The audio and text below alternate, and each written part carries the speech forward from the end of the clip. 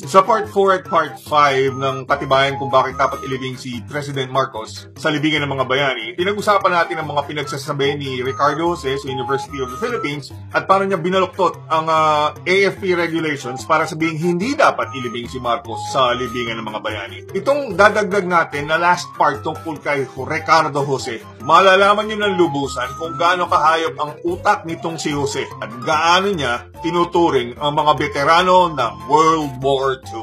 Wounded soldier medals, as long as you're wounded in the course of duty, you get a Purple Heart or this Wounded Soldier Medal. You don't even have to be in active combat. If you're hit by a stone and you're in the rear and that's caused by a Japanese bomb, you get a Wounded Medal for that because you got wounded by a Japanese action.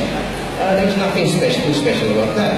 Hindi si Marcos pag-uusapan natin dito. Sundalo lang. Pilipinong sundalo, Pilipinong veterano. Saan lupalop ng kabubuhan mo nakuha na walang special sa medal kapag nasugatan ng isang sundalo? Sino kang hinayupa ka na magdidesisyon na special ang isang sundalo at hindi special ang isang medalya na binigay sa isang sundalo? Nasa gera ka ba? Nagpunta ka ba sa digmaan? Nalaman mo ba kung ano ang ginawa ng Filipinong yan, ng veteranong yan, upang masugatan at makatanggap ng medal? Bakit sasabihin mong hindi special? Sino kang hinayupa ka na magsabi ng ganyan, Jose? Napakatigas naman ng panga mo at ikaw magdidesisyon kung sino ang special at sino ang hindi special sa mga makakatanggap ng medal? What was his position at this point? He was no longer a combat officer. He was in civil affairs and the Adjutant General's office.